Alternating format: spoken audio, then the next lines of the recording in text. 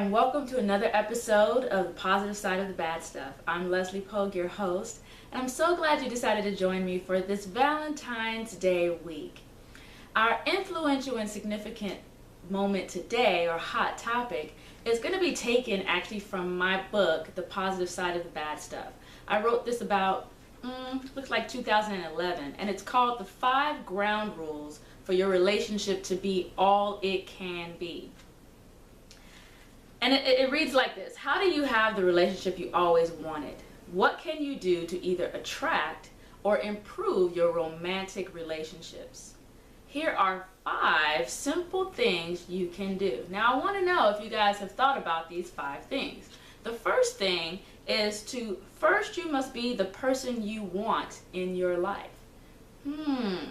Are you projecting the type of person that you want to receive in your life? How's that for a thought? The second is truth and honesty above all else, even if it will hurt a little. Here's the thing about having a comfortable and healthy relationship. You want to be able to speak to each other in a safe place, in a safe space and way. So there's no attacking, but you do want to be able to get your feelings out there. So there is a way to fight without ending the relationship, and that's the trick. I heard it in a line in a show once, and that you have to learn how to have a fight. I love that line. I think it's so true. I think couples have to learn how to have a fight. So be able to be truthful and honest in all your relationships. Be an active participant in the relationship. This is one of my favorites because so many people say it should be 50-50. Well, in my experience and talking to people that have been married for 20 and 30 and 50 years, sometimes it's 50-50, sometimes it's 60-40, sometimes it's 90-10. You just have to make sure that you're getting what you need, and the only way to do that is to actually verbalize what that is. If you don't tell your partner what you need, then they don't know. And even after being with you for 10 or 20 or 30 years, they're still not going to read your mind. So you're going to want to be able to verbalize those needs. Number 4, allow someone to love you. You wouldn't think that would be a hard thing, but it does seem to be difficult for some people. Let someone love you. I've been challenged with it. I can't even deny that. I want to put that out there for my audience because I know I'm always honest with you guys. And that's challenging for me. Don't be afraid to, again, say where you're challenged and let your partner step up. Give them an opportunity to succeed instead of expecting them to fail. And lastly, don't make a bunch of rules. We can't sleep together until after a certain amount of time. We have to do this after being together for so long. We're going to be together after a year, and then after a year, then we're going to get married. Oh my goodness, you're putting way too much pressure on the relationship. Just let it be what it is. Let it evolve organically. Let you both come together and just talk. My brother said something that was really profound to me once, and he said, you're dating until you get married. That's so true. It doesn't matter whether you're engaged or whether you're boyfriend and girlfriend, which I'm sorry, excuse me, after a certain age, boyfriend, girlfriend, give you a break. But you're dating until you're not. So don't make a whole bunch of rules. Just be sensible. Have values and lean on those values and honor those values. But don't use them as a reason not to do what you want to do with this person that seems to be vibing with you and seems to be flowing with you. Let it flow. Let it go. I'm sorry, did I just actually quote Frozen? Oh my goodness, I can't believe I just did that. Anyway, these are the 5 rules to a healthy relationship, and I hope that there was a nugget in there that spoke to you.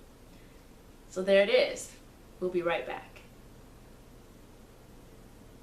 Welcome back to the positive side of the bad stuff. This week we celebrate Valentine's Day, and relationships are really big, and I want us to think not just in romantic relationships, although what I am going to be talking about today is To be celebrating Valentine's Day this week, I want us to look at dating.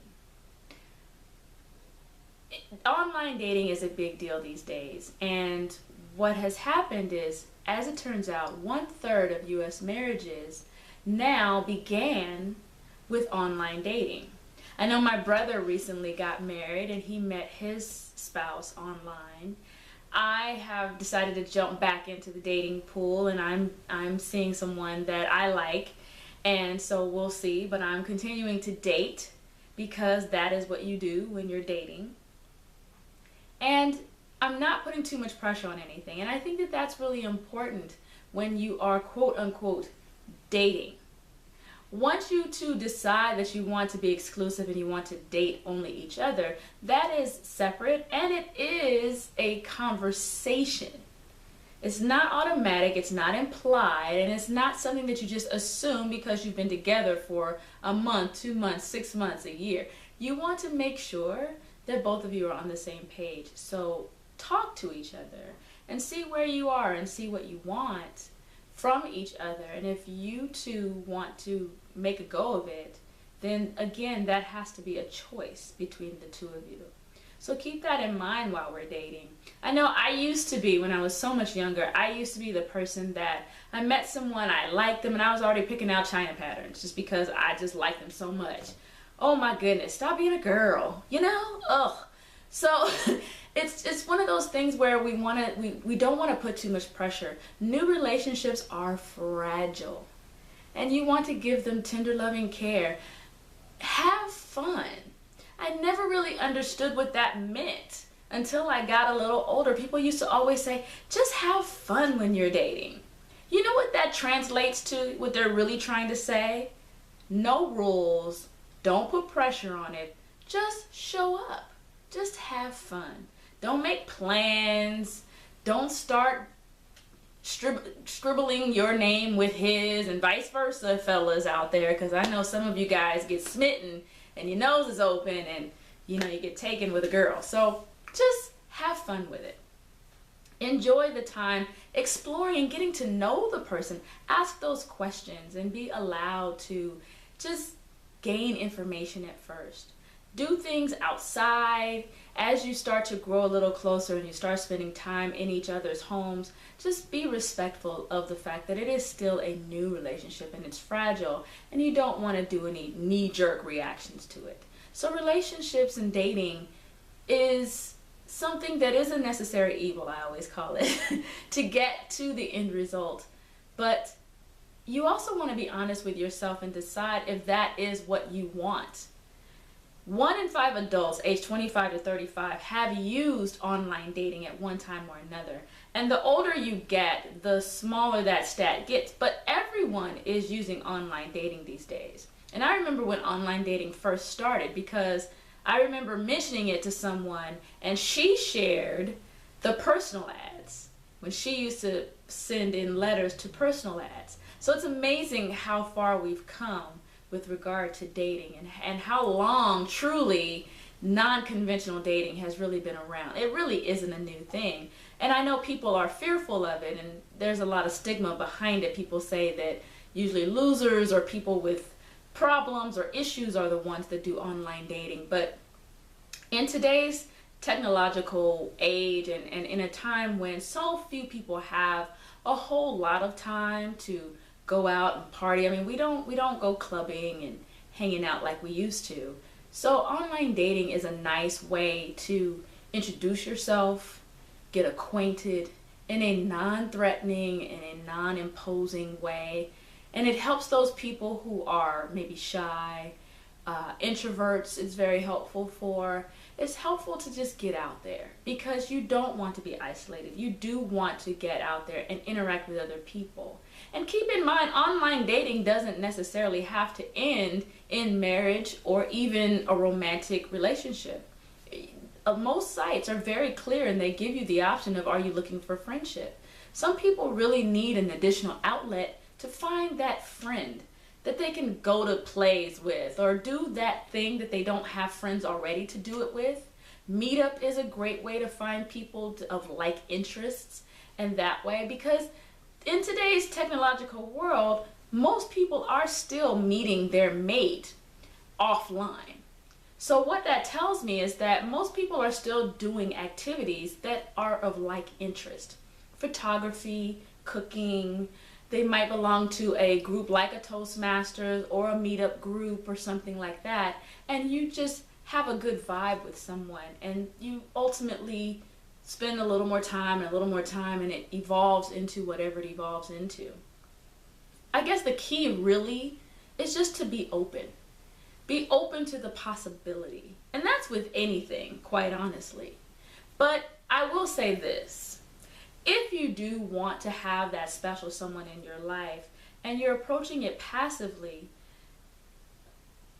think about how you go after a job or a business venture.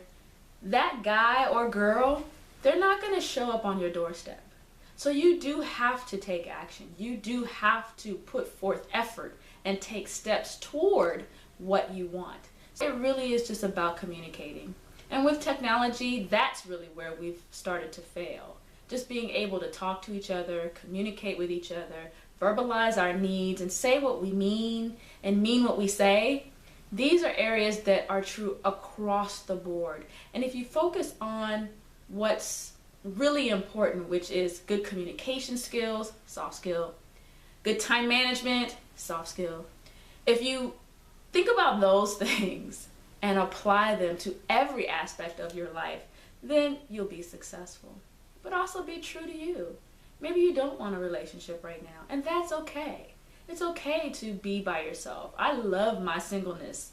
I can be by myself. I'm my best friend, and I know when to go home. I know when to end the conversation. I always give myself a nice loving hug, and I call it a night.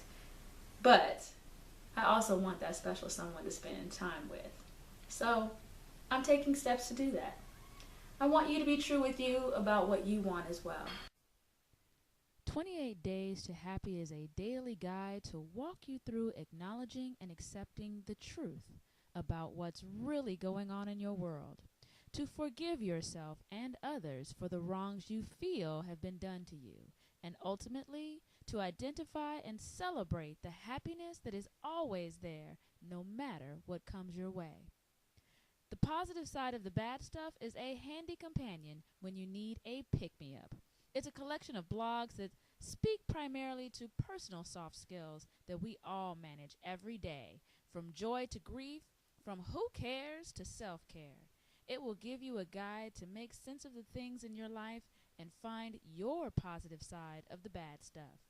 Both books are available now at Amazon.com and my website at www.softskillsdirect.com. Maybe you have someone in your life that is that special person that you'd like to be your Valentine. Maybe you're still in search of that special person. Take this opportunity to really think about it and go for what you want, because it's not going to land on your doorstep. With that, that's our show for today. As always, I say go, be, do. Till next time.